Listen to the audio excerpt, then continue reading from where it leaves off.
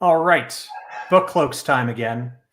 Super excited. This is literally my favorite stretch of the whole series. It's Play for Your Supper. Got Ozzymodo. You're an old school, original gangster book cloak. Mostly old. Yep. You were reading this series since the origin of it. You started reading them in like 1990. So very stoked to have you on for this. But God, everybody should know you. But just in case they don't, tell us a little bit about yourself. Connection to Wheel of Time. Wheel of Time wise, I actually didn't start right away in 90 because I don't like waiting years and years for books. So I actually Oh yeah, was that's buying right. them as they came out, and I had four built up, and he was supposed to write 7, and I'm like, all right, I can tolerate this. So I started reading. I burned through those 4, waited a couple of years for number 5, and then a couple of years for 6, and on and on. So yeah, but just one of the greatest series of all time, no doubt about it. So Yeah, was super happy Sanderson finished it. So absolutely. And this stretch as well. I know for me personally, it's really great. I'm glad you're on to kind of share it with you. But this section in particular, does that hold any special significance in your heart, or am I the only one? no, I think it does, and I think it actually is better on the second time through because there's a lot of exposition in these sections that you're like, okay, I got to try and hold this in my brain, and then maybe you got to come back to it because there's so many nuggets in Oh, here. and I really enjoyed it the second and the third time. he deliberately Third time you see even confuses the more. hell out of you, right? Yeah. So it's a pretty choice section, and I think it's an important. Somebody on the previous stream mentioned the hero's journey. This is a very important stretch for the hero's journey too. These guys got to go through some hell, Well, the some dark hero, times, and I think that RJ's descriptive narrative of that is very well done. So. well, at every point in the hero's journey, the hero needs to lose their mentor figure. And I know it happens kind of rapid fire here, but this is the stretch where, Tom is gone and it's just the two of them together. And Matt's a space case. So, yeah. True enough. All right. I'm going to bring on the rest of our esteemed panel, but just as a warning to our viewers, it looks like we got 7 now. So hopefully more people join. But Lady Balefire, we see you. Boom, we got Thumb Marilyn is sticking around as well. Staple Thanks for Bones having in me, the Dane. house. Yep. But in all honesty, oh fuck, I'm already losing my train of thought. All right, let's bring on Kenny. Oh, it's a confusing section. It's meant to be confusing, and we'll explain that. And that's probably a large part of why it is so much better on a second read. So, Kenny, how's it going, sir? Hey, doing good. All right. Oh, yeah, I remembered what I wanted to say. Let's bring Steve on as well. So, because this section is, I think, a lot more action-packed, there's not too many in terms of parts where might be foreshadowing for later. There's some lore dropping later on, but it's not really, oh, you wouldn't have caught this. I think the real difficulty of getting through this section is, at least the first time, is getting sense of the timeline. So anyways, Kenny, Steve, what's up with you guys? How have you been? It's been about 2 weeks. You surviving? Yeah. Yep. Okay. Yeah, doing all right. Yep. On a Tuesday stream, but that's all Steve's fault. So Yeah, well, that's totally fine. I have other engagements going on Monday, so we're probably going to move to Tuesdays going forward as well, just so we can keep Sneed's Memes and Dreams back. All right. So with that, it's only 5 chapters tonight, but that middle chapter, chapter 33, The Dark Waits, is a beast of a chapter. It's about twice as long as the others. So I think we still got a good section divide. And just at a high level, let me explain for our audience if you've read this only once and were confused by it, I'm going to try and lay out exactly how this goes. And hopefully, now I got to start over. Which way are you guys seeing me? I'm on a mirror view. Okay. So chapter 31, Play for Your Supper, starts after 4 Kings. So they've already had the lightning blast section. Matt is blinded and they're stumbling out, and they get a pair of scarves from a very nice man who gave them a ride. There's about a paragraph of this, and then it's a flashback. So then we end up being 1 day outside of Whitebridge. And this is where the boys start, moving along, taking odd jobs on farms. Matt gets chased away because he's got shifty eyes by one guy. They get to the Grinwell farm, and then they get the bright idea that we need to play for our supper. And they do that at several inns all the way up to Four Kings. And then chapter 32 takes place largely in Four Kings, at the Dancing Cartman, where you meet Samuel Hake, Howell Goad, Jack and Strom, and all the danger and the rest. And then chapter 33, I believe, starts, The Dark Waits, with a new guy, Chaim Kinch. And then you flash back again. Chaim Kinch is the ride that they get after Market Sheeran. So The Dark Waits does the same thing as what Play for Your Supper did. You leap forward in time and back in time, but we still haven't yet caught up to the guy with the scarves, Alpert Mull, until we get a little ways into The Dark Waits. And then we meet Peter Connell. We meet, we find out later that it's Millie Skane. Rand gets his channeling sickness, and it kind of ends then at the last, chapter 34, then we're in the last village, and then they get their final ride and head on to Caemlyn. So the ultimate reason why this timeline is so confusing for the first-time reader is because this is really the only time Robert Jordan does significant flashbacks in a narrative like this, and he does it twice, and he overlaps them.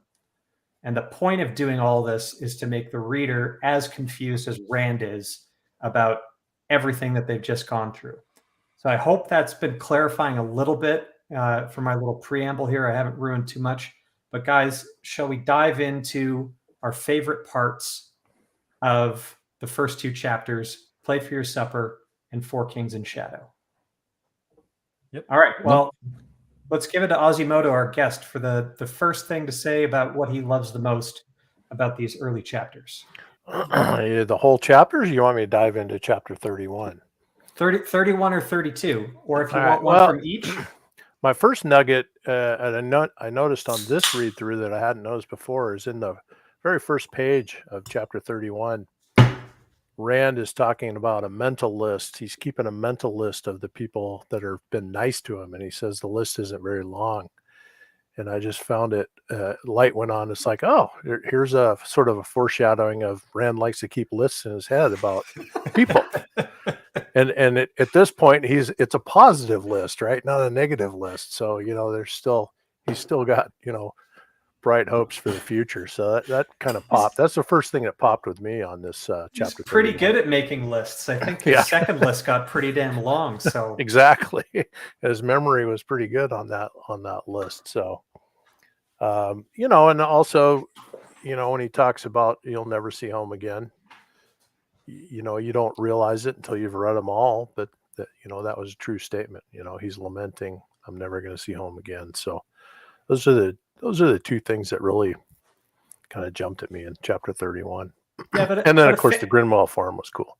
A favorite part though, what part of the Grinwell farm was it? Was it where Rand actually has to kind of wear a shirt that's too tight for him, and you're finally thinking, oh, that's no. Actually, that's my favorite where the part inspiration for Lord of Chaos's cover came from. Being a rural farm boy myself, when I was out working in the barn or doing chores without a shirt on, I didn't have some hot 16-year-old when I was also 16 looking at me working, and he's all uncomfortable, and most of us would be no, that's pretty damn cool. So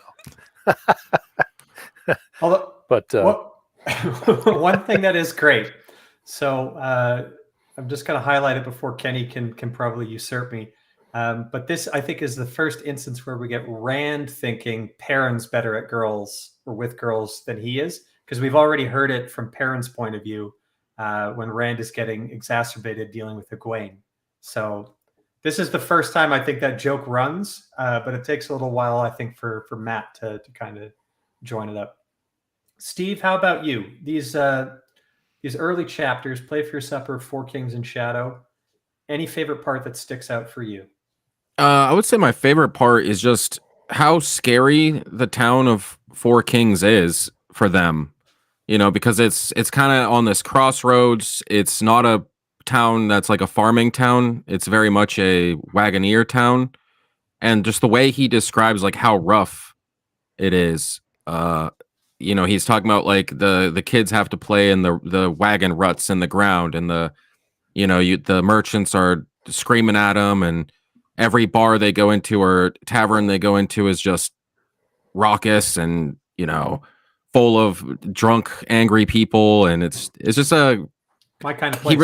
he really builds up that town a lot, which builds into the scene that's about to happen. It sets the stage like really well. Well, the other great thing is there were 3 inns that already had an act, and they had to basically go to the dive bar of the dive town, and that's what the dancing cartman was. So, but yeah, I guess foreshadowing for within the chapter. Not everything is looking okay. It's a scary spot. But how about you, Kenny? These first 2 chapters, what stuck out to you on this read? My favorite part is similar to one of Ozzy's, but it's the Grinwell farm, but specifically Elsa's mom and her reaction. You son of a bitch! I had the exact same one going. Okay, go ahead. Yeah, I just love when she takes notice and is like, "Oh, wait a minute, she's going to be up to no good. I'm going to have her sleep between me and my husband here, so she can't get it." And she blames the daughter. She doesn't blame Rand, right? That's although true to life. Okay. All right. Since we're so close to the same page, I just want to say mine's a little bit different. Okay, and I caught this time, but so Rand starts playing the flute, and he plays one song because he says in his mind that's what they used to do at like previous farms where they're just like in the treat, and Else basically goes moon-eyed and be like, "You play so beautifully," and then the mom basically looks at Rand. And then he wants to put the flute away, but he keeps going instead. And he plays another song, and he just doesn't stop. And that's ultimately what basically prompted then Master Grinwell to say, "Oh, I've had such a great night. You guys should do that at the inns." So if it wasn't for Else Grinwell mooning at Rand, and then the mom basically staring Rand down, Rand never would have put in a performance like that to then get the idea that they could kind of be gleaming light on the way. But I love how oblivious Master Grinwell is to everything. He's like, "Oh, y'all be good to have on tomorrow, and y'all can stay another day." And his mom's just like, "No, y'all are out of here." Her mom could smell the hormones in the air, Although, here's another fun little tidbit. Okay, it's another thing, but Mistress Grinwell is the first person that Rand has ever seen with yellow hair. Mm-hmm. So they've traversed the whole way out of the 2 rivers across Whitebridge, etc. And this is the first blonde that they actually meet. So an interesting little thing to kind of put in there that, okay, you see it definitely in the chapter Caemlyn when they're walking through the streets where the diversity of the world is finally coming in. But I just wanted to know, yeah, everyone in the 2 rivers, dark of eye and dark of hair. But since I think we agree there aren't too many foreshadowing things in here, Ozzy, other than the ones that you pointed out, maybe Rand likes doing lists and whatnot. Do you guys have a second favorite part, maybe that we didn't cover off on this? Something specific or something broad or general? Steve, I'll give it over to you. I guess going back to Four Kings, just how like resourceful Rand is at like noticing right away that something is up with Hake, I think his name is, the innkeeper. Yeah, he's skinny. And yeah, I think that's the first time he sees a skinny innkeeper in his life too, and he's like shocked by it. But yeah, just the way he's like, he notices right away before Matt, and like Matt's the suspicious one, and Rand notices right away that this is going to be a problem. Basically, like we got to get out of here. And he's always, the whole time, he's looking for ways. Okay, could we make our break?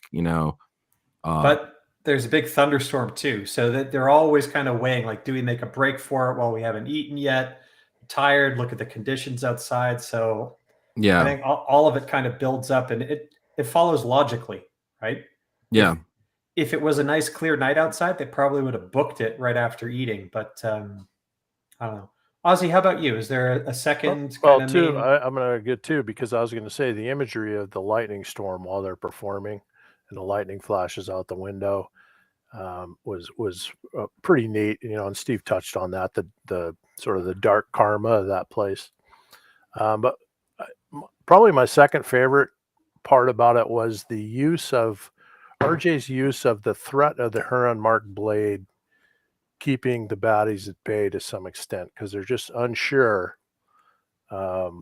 whether or not Rand can back it up. And that it's nice that he has sort of this help for him and Matt, in the sense of they're not sure whether or not he can back it up. And I thought that was a nice touch about making it feel realistic that these two toughs, Jack and Strom, didn't just, wail right away and just steal all their crap.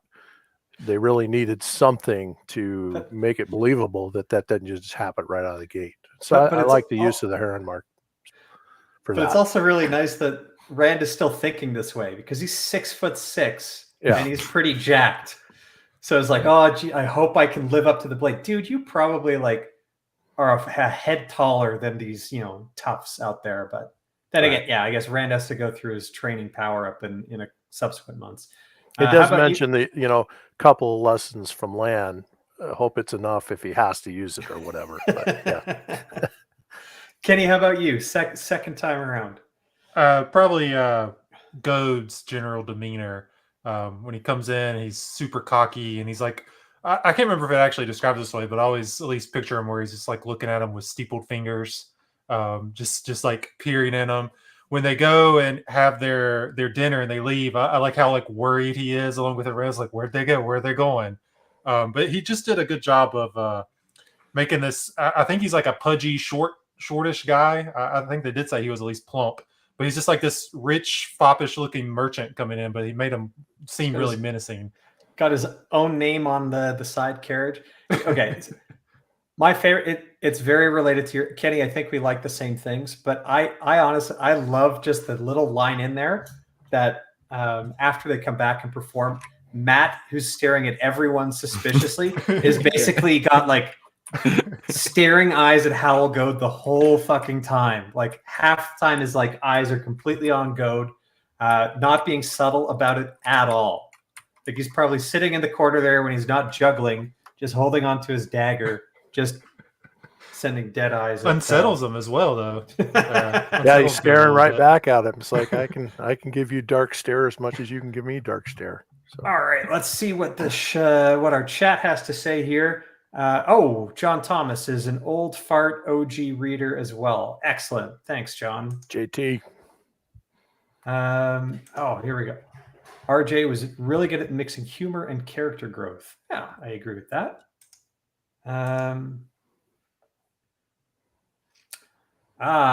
So what do we agree about that? That the way that Rand keeps playing the music at Four Kings, so he doesn't want to get off the stage, he kind of keeps going until very, very late? Or do you think he was more kind of driven by Samuel Hake to they have to keep playing until all the patrons are gone?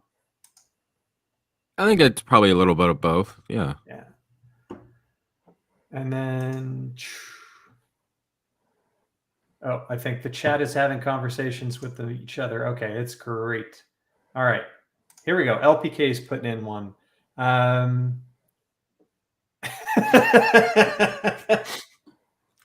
Rand never bullies a shorter person. That's this is true. Because he's taller than everybody, other than Bale, I think. So that very and true. Loyal, yeah, and exactly. He does bully Loyal. Beginning of the Great Hunt. All right, great section, but then we get into the Dark Waits, which is the mammoth chapter here, and this is basically it starts off, I think, with Chaim Kinch, who's their second ride. Then we get a flashback just outside of Four Kings, and then they make it to Market Sheeran, and then they make it to an unnamed village, but that's where the Queen's Man Inn is, and that's where Rand tries to do the whole play for your supper thing again, because they blew all their cash in Market Sheeran at Pater Connell, and then he starts getting the chills from his channeling sickness. We know that. You might not pick it up on a first read, unless you were very, very attentive with what Moraine gave the mechanics to Nynaeve in an earlier chapter. And you might have clued in already that this is something that has been happening to Rand since their escape on Winter Night, or the night after on Beltane. So he gets the chills. He starts getting a bit of a fever dream, and Matt cleverly uses that as a reason not to kick us out, right? If you're going to kick us out, I know we can't perform, but I'm going to haul him right through the common room, and then you're just going to watch all your patrons clear out. So they managed to get a spot in the barn. Throughout this chapter too, there's some dream sequences. I know Balsamon shows up, and we see like a Howl Goad get his just desserts. But then some fox-faced dark friend, who we find out way later is Millie Skane, shows up, and she's got a fire dagger, and we got some good interaction. So this is a long chapter. We've got numerous dark friends, numerous locations, some time jumps. The scarves come back. But Kenny, what's your favorite part about this one? Mine would be aftermarket Sharon, when they're getting a couple rides. They get a ride with a guy, and it's basically the rumors that happen from the one old janitor hearing Pater Connell say he was a dark friend, essentially. But it's like the first one's like, oh, there's dark friends in Market Share. That's the funniest thing I've ever heard. The next guy that talks about it was talking about how he saw a meeting of them in town, and like all these like twisted men and women in rags and stuff, and I saw them all from a distance. So I just love how it ballooned over time. Like this one random little scrawny dark friend kid turned into a whole meeting cult of them. They got both bookends. One guy who couldn't believe it, one guy who just ran with it and came up with too much stuff. Ozzy, how about you? What's your favorite part of this chapter? Well, it's related to what Kenny said. My favorite part was when, Pater, our buddy Pater, comes in and they can tell right away that he's knows who they are, and by definition, then therefore he's a dark friend. And so they go outside and they're like, "Screw you," and they're like, "Go away, Nat." And it's like, they finally had enough, and this little punk basically is harassing them, and they just kind of bitch slap him down and call him a dark friend and set off what Kenny was talking about. It just makes you feel good after all the sort of darkness you've gone through so far in these series of chapters, that for them to have a high spot with a little bit of humor of this little wimpy Pater guy thinking he's all that, and he's basically I like the comment after where it's like, do you think if we were really if they knew what they were doing, they would have sent that guy?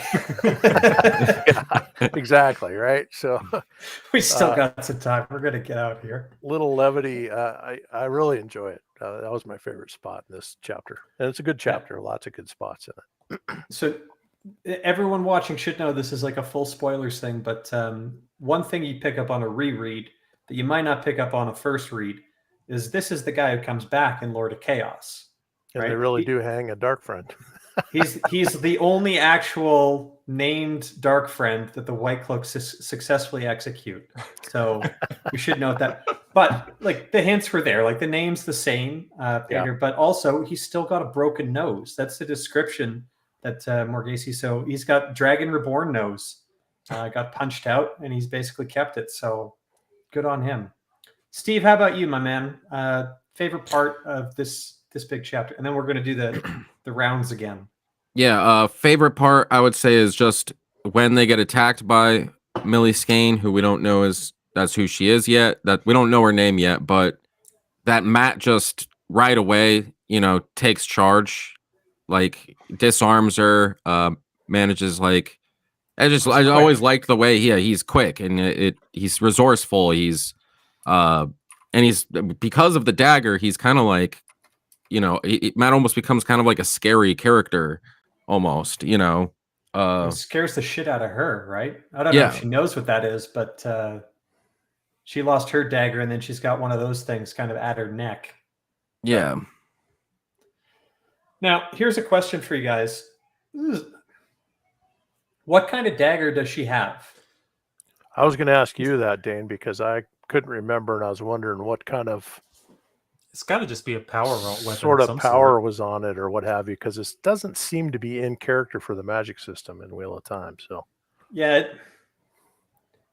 it's gnawed at me a little bit. Like I chalk that up to maybe he just, all right, I need to have some type of magic item, and he wasn't fully set on what it was. It could be a Terangrial, but I don't know then why.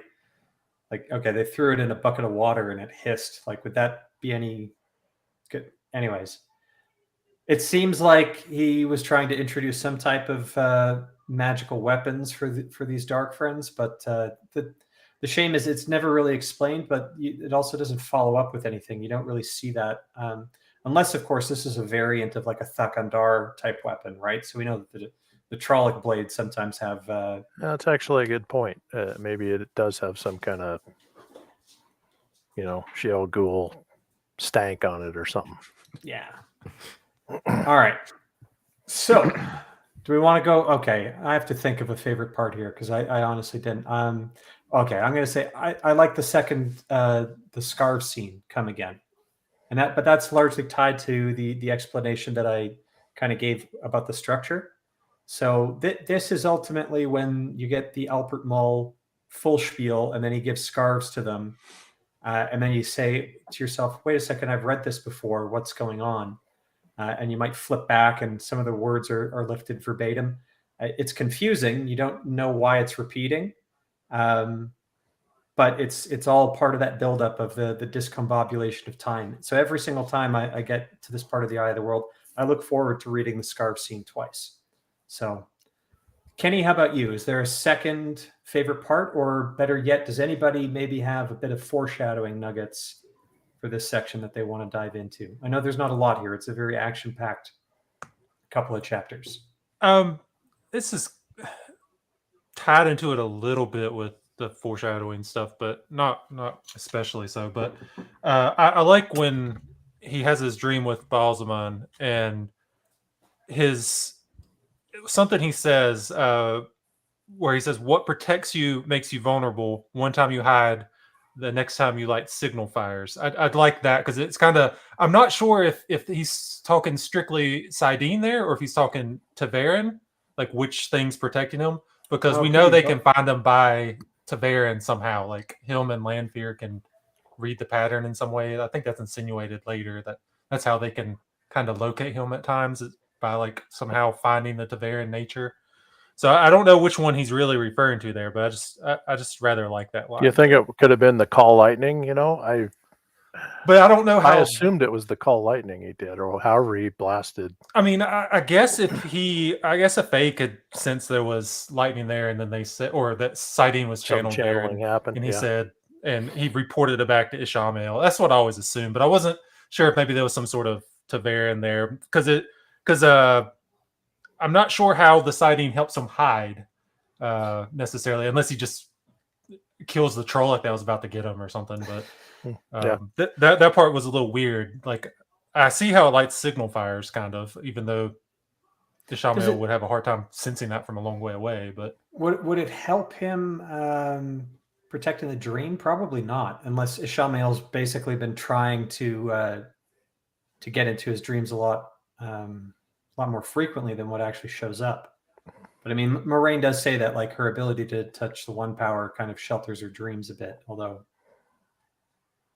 I'm reaching for things, quite honestly, because Moraine is probably talking about wards on her dreams rather than just an innate ability. But that little scene made me disdain Balsamon Ishamael even more, because he kept calling Rand youngling, which made me think of Gawain's, band of traders later in the book. You don't catch it the first time, obviously, but then you're like, damn, I hate that word. Stop using that word, so it just makes you irritated at him even more. So, and one other part in this, it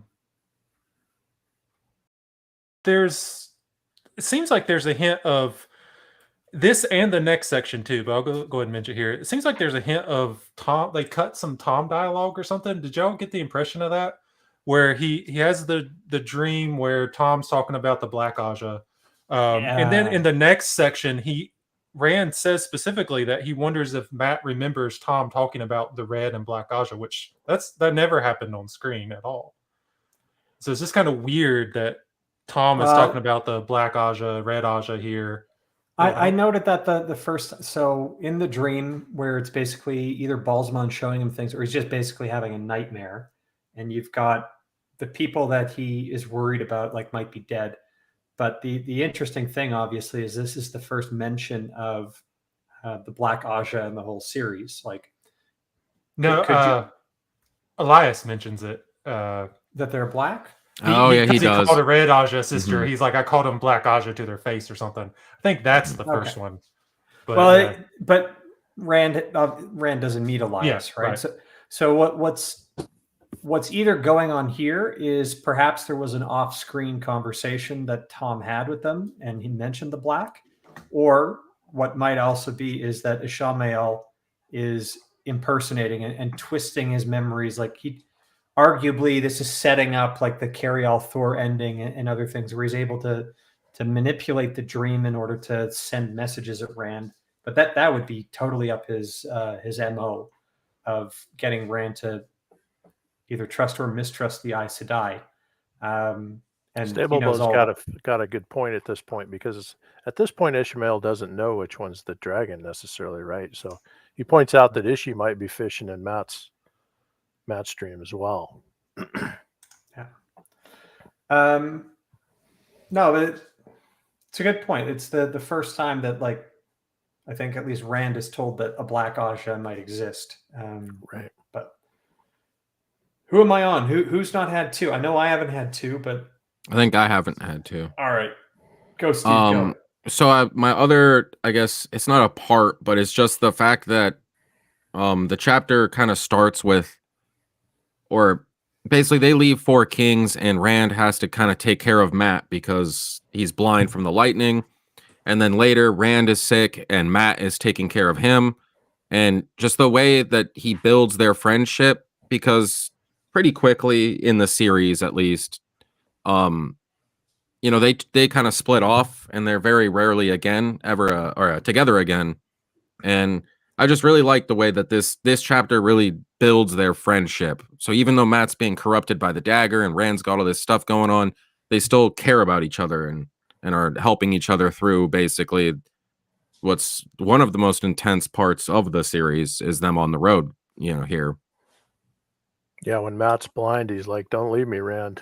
You know, he's freaking out. He can't see. You know, who knows if it's going to come back. All right, I'm going to skip my second favorite because I think you guys touched on all of it. I don't think there's too much foreshadowing or other points other than some of the characters that we mentioned that get introduced here. So Peter Connell comes back, gets hanged. Lady Shiane / Millie Skane, who inexplicably rises to like top Dark Friend ranks. She's great, although I don't know what happened to her at the end. I think she had a kind of underwhelming finale. I think, was that Knife of Dreams? It might have been later. Don't remember. She was part of the whole kidnap Elaine thing from the later book, but maybe she got blasted in the wagon, you know, around the wagon there. She did. She does end up killing Jaikim Carradine with brandy, which I can appreciate. Yeah, no, that scene's cool, but just gonna do a quick shout if we don't ever make it to that book, but we should shout that out that she was introduced here. So we're ripping through this pretty quick. It is a great section. Probably not going to take 2 hours to talk about it though, because we're on to the final two chapters. So we've got the last village, and then we've got Caemlyn. So taken together, what happens here is so they've made it through Marketshire and then the Queen's Man, and they're back on the road again, hitching rides. And then in the last village, I think it's Carey's Ford, although I could be wrong about that. They happen to stumble up to the inn, and there's like a murdral very close by, and two guys are having a conversation essentially. And it sounds like the Dark Friends at least have got their story together a little bit better, right? That that's my friend over there who's lurking in the shadows, but he's from Whitebridge, and two youths stole his heron-marked blade. Oh, also they're dark friends. Oh, also they love spinning yarns. Oh, also they're followers of Loghain. And then you've got Almond Bunt being there. Oh, are they? Wow, 100 crowns for them, huh? And how much for the sword? Like the story doesn't completely hold water, but they end up, since they're eavesdropping, realize that Almond Bunt is somebody that they could actually appeal to for a ride, and then they get out of Dodge. And Almond Bunt is basically, I'm going to have the road to myself. And that's how we're going to get to Caemlyn overnight. So, and then there's the whole chapter, obviously, in Caemlyn, walking through the streets and getting the Queen's blessing. So now that I've kind of stolen some of it and set the stage, Steve, do we let you go first this time? Sure. All right, cool. Favorite part, sir? Favorite part of here, I would say, is just learning Tom's backstory. Because it's like up to this point, I mean, you get hints that he's not just a gleeman, but now you find out he was betting queens. He was, throwing down Alpha against Chad. Aes today. Like, yeah, it's real cool. It's just cool, like learning all about him and realizing like, oh, that's what this character was basically. Yeah. And how Basil Gill doesn't believe he's dead, right? Yeah, exactly. Like that he's this larger than life figure already, even to other people,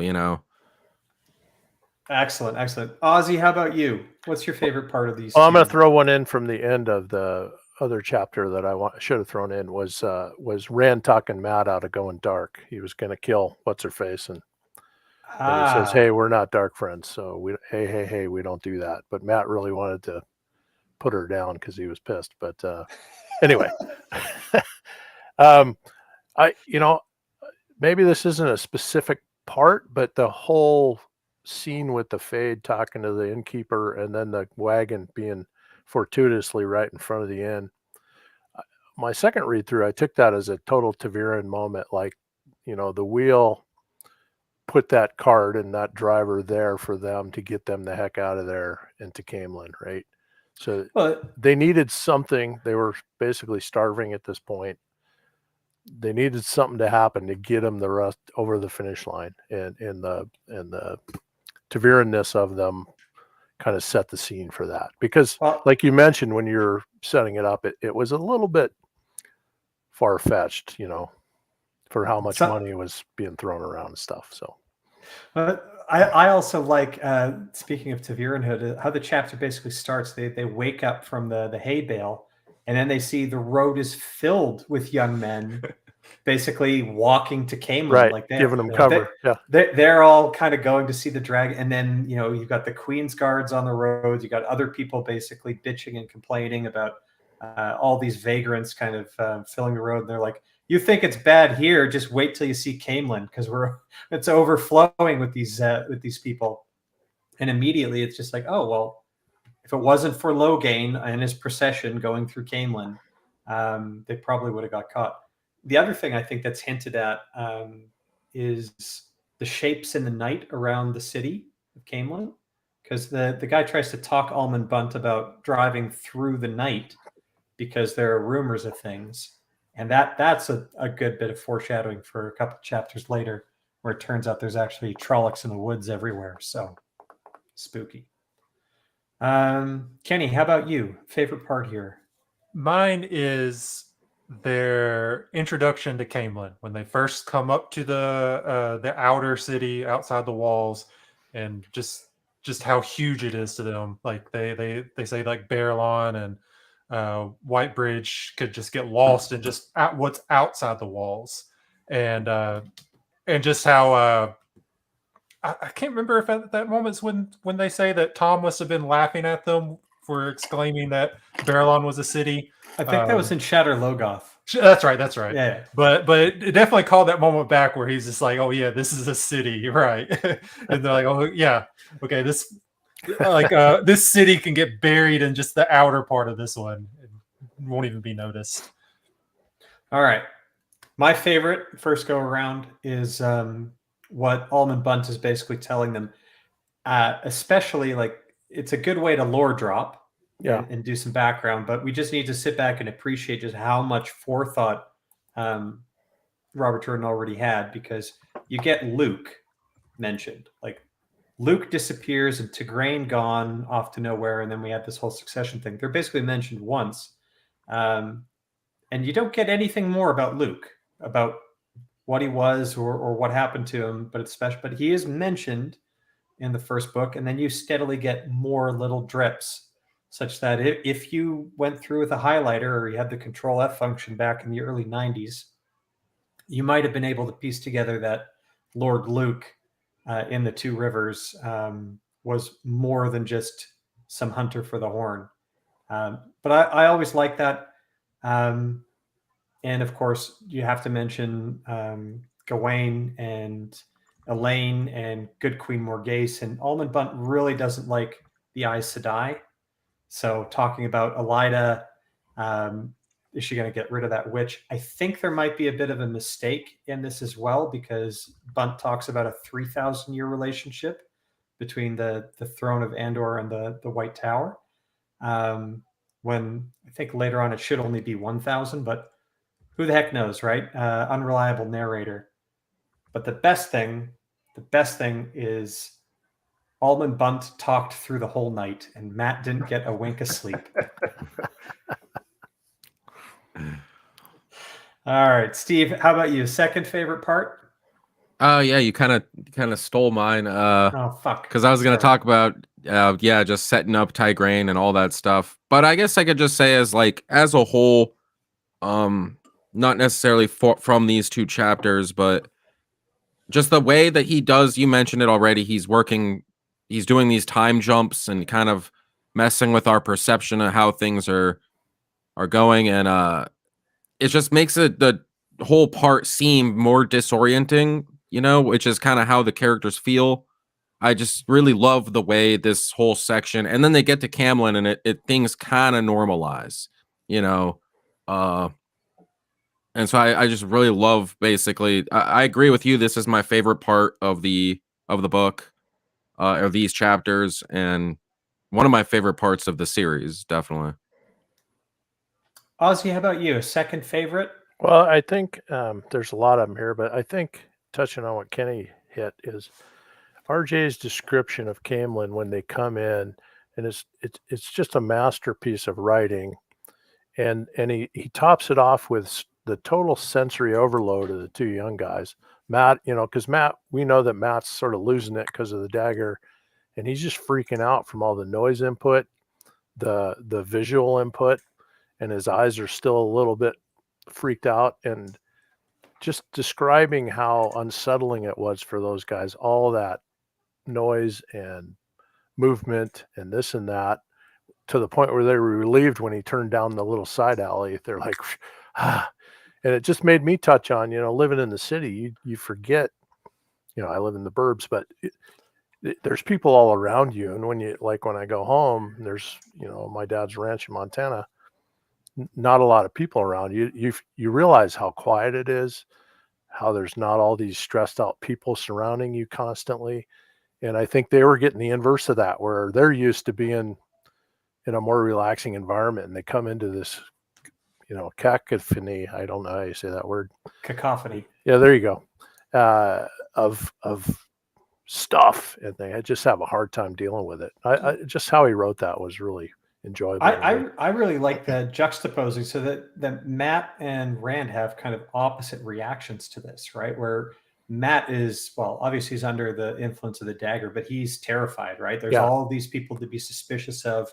How are we ever going to hide here? And Rand is the opposite. He's like, it's going to be super easy to hide, dude. There's like thousands of people here. Like, they're not going to be able to find us. So anyway, I like that. All right.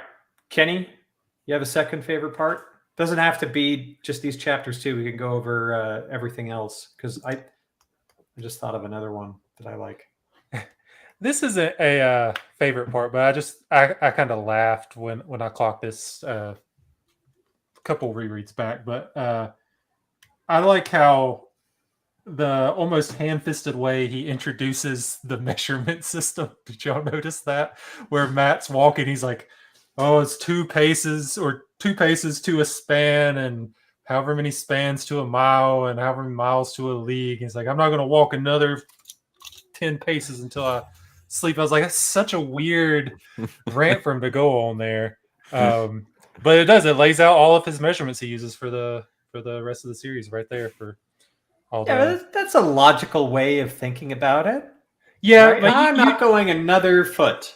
Well, but you would think if you're going all the way up to leagues and miles, you say, I'm not going to go another mile instead of just, I'm going back to, I'm not going to go another foot after this. It's just kind of weird. Like you can tell it's kind of just shoehorned in, but I just thought it was funny. I remembered a spot. It's from an earlier chapter, but I just have to bring it up because we've already kind of highlighted Matt and Rand's friendship and their different reactions to things. But when Rand suggests that they sell the dagger and that ruby could fetch us like a mighty good price, and we could like ride all the way to Tarvalon in a carriage and sleep at inns and have all our meals and everything taken care of. And then Matt quite rightly goes, who would I sell it to, Rand?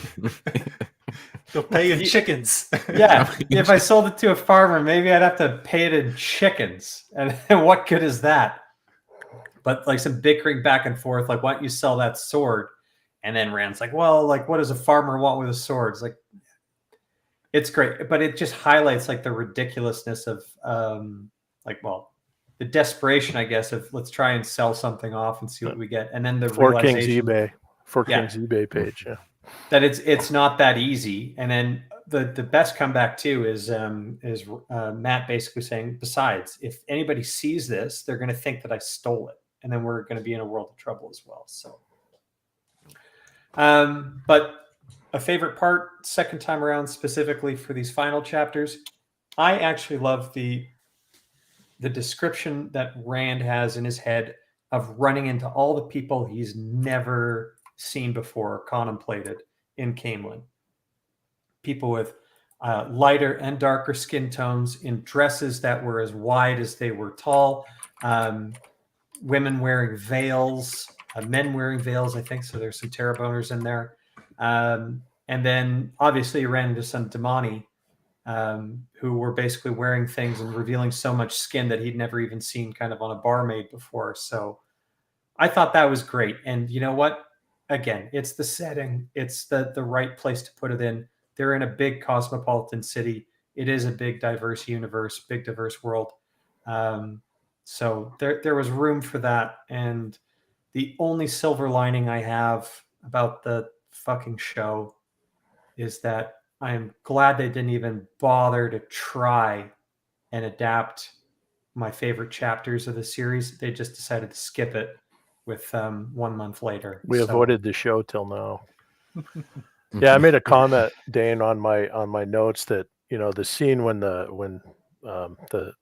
skinny innkeeper Caemlyn Hake leads them to the storeroom, and you know, then they put the wedges under the door and they're trying to jimmy the bars open while the lightning strikes. Just reading that, you're like, this would be awesome in a show. Awesome scene. It's written for you right there. No, instead we get the fat dark friend girl. Yeah. Like, I mean, chasing them down the street. It's like two 20-year-old dudes. I can't even.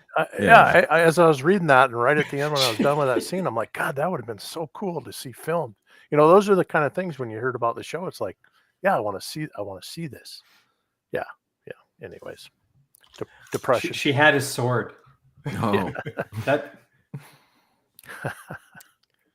I will say, if I'm allowed to, I don't know, bash RJ, but question. One thing that frustrated me in this section was Rand not thinking about why the different colors on the swords, the different wrappings on the swords, and why the guy's all pissed off at him because he's buying the wrong color. And to me, it's like, come on, is he really that dense? Is he really not at least think about why, huh? And I thought, he's not really that naive and stupid. He would wonder. So, if I had one negative thing about this whole section, that little part was it. But that's so charming, Ozzy. Like, I know, but that's the beautiful part of it is he picks the one because it's cheaper, because he's, picking political colors opposite of the way the winds were flowing. but it ends up working out really well for him because that's how he's able to seduce Elaine like Taverin, that. Right? Taverin. This man is from the west of the country, and he came carrying the queen's colors. And then they're like, girl, like, nobody out there even believes they're part of the kingdom, so he's not the loyalist you think he is. But that's for a later section. That's also wonderful. I just thought you know, it stretched the imagination that he was that dense about it all. But maybe he was focused on other things. You know, I try to give the benefit of the doubt. But all right, my one criticism. Last go around for anything. Do you guys have a favorite or just a nice part that maybe we hadn't touched on yet? Or better yet, any little piece of foreshadowing or lore drop that we've kind of glossed over and maybe haven't discussed for this whole section. Because let's give it the due that it deserves and try and get our stream up to at least an hour. Where are we at now? I can talk really slow. 9 minutes. I I have one. All right, let's give Kenny the jump ball. Go for it, Kenny. So this ties into what I talked about on when he was on the boat and whatnot. But RJ continues doing a good job of smoke screening the channeling still. So you can pick up on it now, and it's a little more obvious now that he has symptoms similar to what Nynaeve has. But we have the lightning strike, but it's in the middle of a storm, and there's lots of lightning striking and everything. So you don't know that that's Rand necessarily. Right. And then when he gets sick, he's been out in the cold and the rain and sleeping in cold clothes and everything. So it makes sense you'd have a fever and is sick. So like there's always a logical explanation for it. I just love that he continues that. Like the only one that really doesn't have a good logical explanation is when he's up on the mast and he's kind of, giddy from that. But every other time he has something, there's like, he had the bad dream, so now he has a headache and everything. So he does a good job with that, where he hides it until the last moment, unless you're really keyed in on it. I agree, but I also think that the time on the spray needs to be the more obvious one, because the channeling event, the boom that swept the Trolloc away, happens in one chapter. Then you get the chapter where Moraine explains everything about channeling sickness, and then the chapter right after that is when he has his giddy episode up there. So I think that was at least done deliberate. But you're right.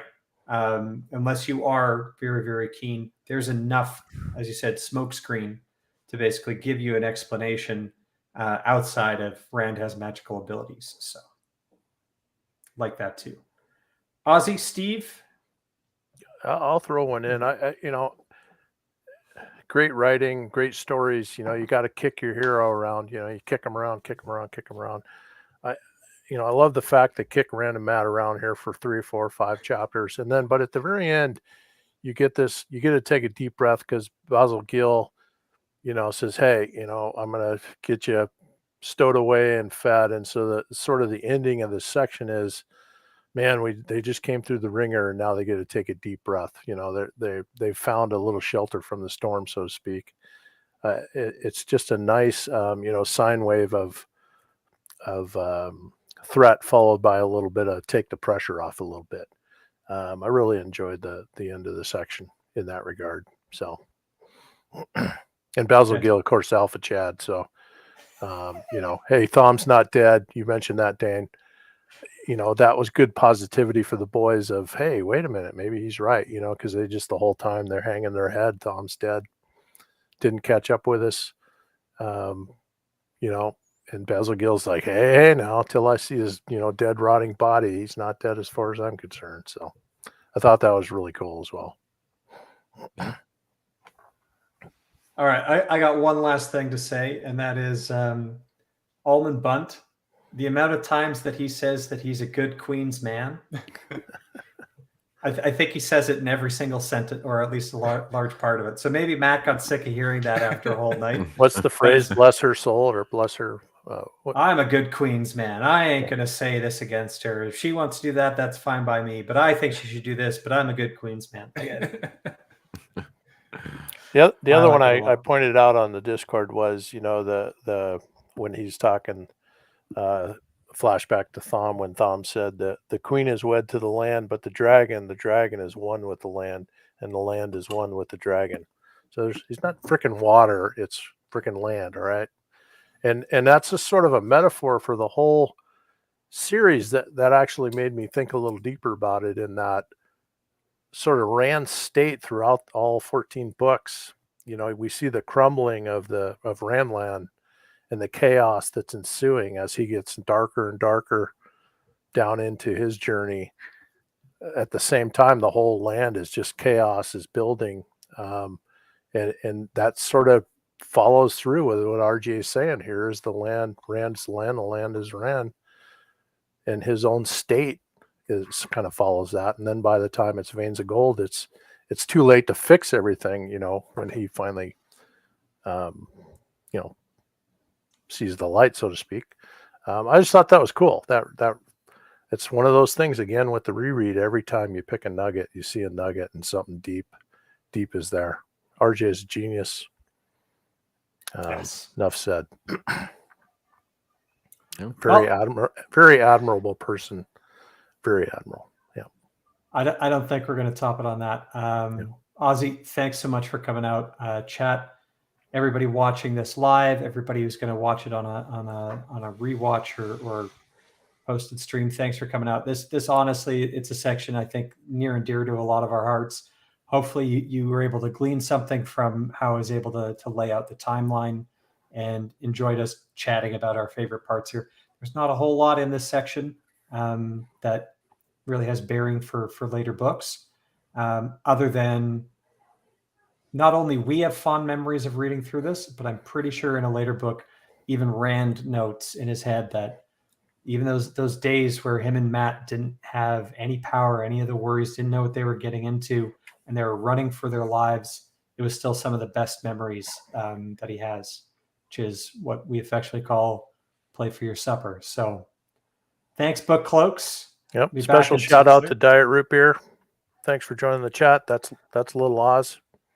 Young Oz is probably nice. a better way to put it, but he was watching the old man, I guess, today. He's off at Excellent. college. So All right. Well, we're not going to hit the hour, but I don't think we need to. We got about there. But stay tuned, guys. In 2 weeks, we're going to be doing the next section, which is a number of well, got to see Perrin get rescued from the Whitecloaks. We're going to meet everybody's favorite character, probably Loyal, son of Aaron, son of Halan. And we're going to meet my favorite character, Elaine. Yeah, I'll defend that, but we'll save that next time. best girl debate coming up later. Yeah. All right. Take And care, Trip, everyone. go Cougs. Go Cougs, Trip. There you go. Huck the Fuskies. Yeah.